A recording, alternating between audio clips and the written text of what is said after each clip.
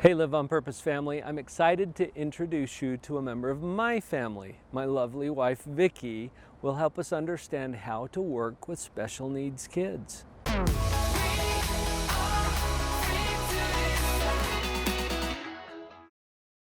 I'm excited to introduce you guys to Vicki Jenkins, and it's not a coincidence that we have the same last name. She is my lovely wife, and she's an expert in the subject matter for today.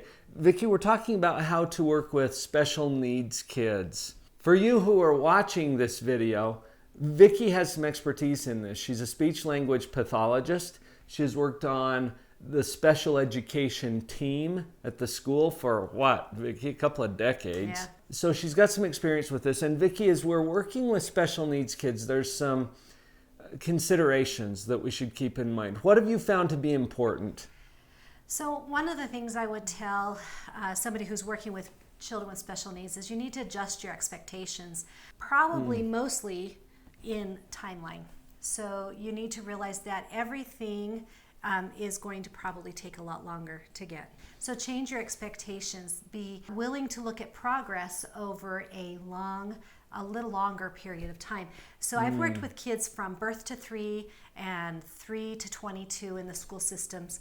And you want to monitor the progress over months, sometimes even years. There are some students that I've come back and worked with and it's been maybe 2 years and then I can see how much change has happened. But you've got to change the expectation of how fast or how much that the child will gain at the time, and then just be patient in the progress. You know, the closer we are to the situation, the harder it is to see those incremental changes, but over time, Right. they build up. So a parent, for example, who is with that child every day is not going to see as much as someone who checks in with them once a week or a couple of times a Right. year. Professional, for example, on your team might see more improvement.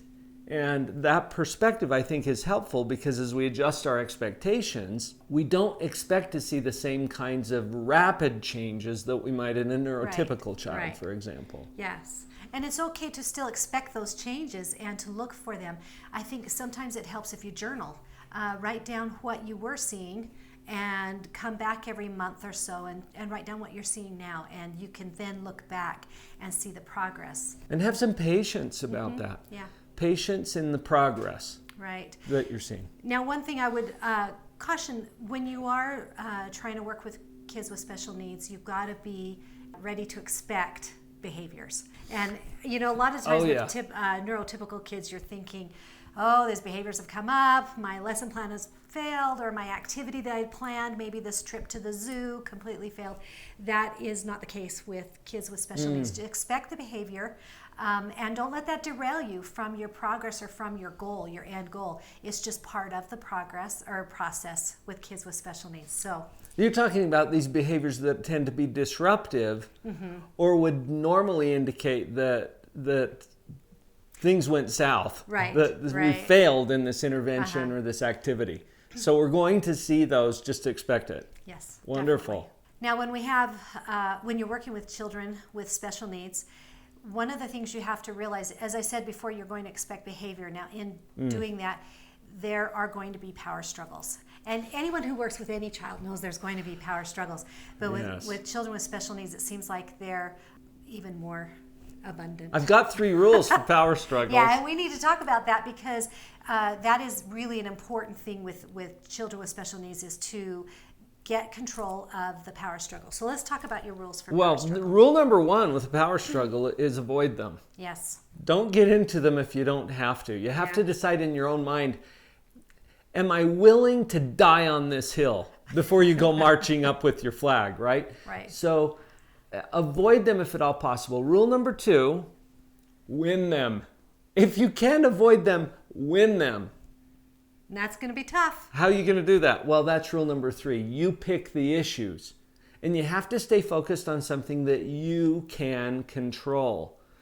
So especially with special needs kids, there are some things that that you just cannot control, like whether they're going to throw a tantrum, for example. Exactly. They might do that, but you might be able to control where that tantrum occurs. Okay. Or the context around which that tantrum occurs. Yes. So door open or door closed, or being held on my lap or not. Right. Those kinds of things you can control. Is that what you're talking about then with the power struggles? Yeah, and I love the first rule of avoiding them there. And I think every parent and every teacher, once you've had some experience with kids with special needs, you'll learn to watch for their triggers and know what to avoid. And it really is worth avoiding. And I'm here to attest that a child with special needs can outlast me in almost any struggle. So just avoid them wherever possible. And if not, think it through ahead of time and be creative in how you might be able to control and win the power struggle. Right, by picking the issues. Right. So Vicki, in connection with the power struggles and adjusting our expectations, you said something earlier that I think is really important to acknowledge, and that is that the timeline is a little different for special needs kids, typically. Right. They're developmentally delayed is one way that we talk about that sometimes, meaning probably they'll come along, but it's going to take a little longer, and that implies some practice. Right. Yeah, one of the most important things in working with children with special needs and all people with special needs is repetition. Sometimes it feels there are things that you do over and over and over again that you think has got to be getting boring. To me, it's getting boring. But I realized, who was it? Somebody said recently, remember that repetition is a principle of learning. And with kids with special needs, it's so important. So repetition, repetition, repetition. If you think you've done it too many times, do it about 5 or 6 more times. And you're probably getting there. So the fact that you're getting bored with this is completely irrelevant. Right. The child needs that repetition. And this is true of children in general. Right. But especially special needs children or developmentally delayed children. Right. We have to magnify that. So I'm glad you made that point. Yeah, repetition. And the biggest changer for me was when I realized that it is a very important principle of learning. So to go along with that, another principle of learning for children is that you want to narrate what you want to see or what your mind, I call it narrate your mind mapping. What that means is as you're working with a child with special needs, you have to teach the obvious. What you think they would normally just pick up on, they're not picking up on. So you say, oh, I am looking at that sun. That sun is so big and it's so bright out there.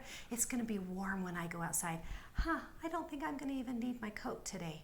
You kind of narrate your whole thought process. So especially in peer interaction or in social settings, you want to talk about all of the things that you are naturally thinking that just kind of come in a flash for you. You're going to narrate what you're thinking.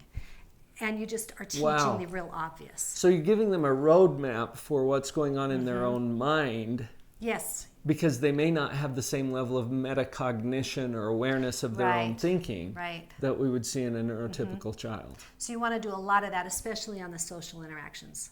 So you teach so obvious. You know, parents are just completely blown away the fact that you have to maybe teach them that when someone's mad, their eyebrows are going to go together, or your chin might go down, or little things like that. You can talk about. Oh, I see in this book, in this picture. I love using pictures and books for that. Is that you just talk your mind through everything you can possibly just think out loud, and so you're teaching the real obvious.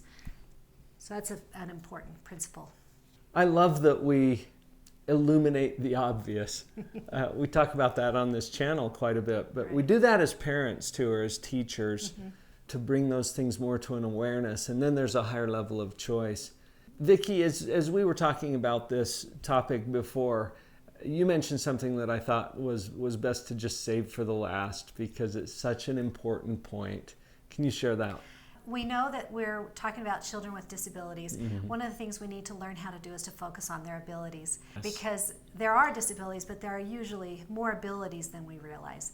And so just find all of the ways that you can focus on the abilities, the way that they are typically developing, and the joys that they bring. Just like any of us, Vicki, I think we want to hear more what we can do rather than what we can't do, or what we're good at instead of what we're not so good at. You know, and I think one of the things that is important to realize is that we are more similar than we are different. That's for sure. All of us, yeah. Even those with disabilities, we are more similar than we are different. So focus on the abilities, and you'll find that there is all kinds of wonderful joy that you can experience together. Some great tips there from a beautiful lady. Reach out to some of the people in your life who have helped you with your parenting. Share this video with them.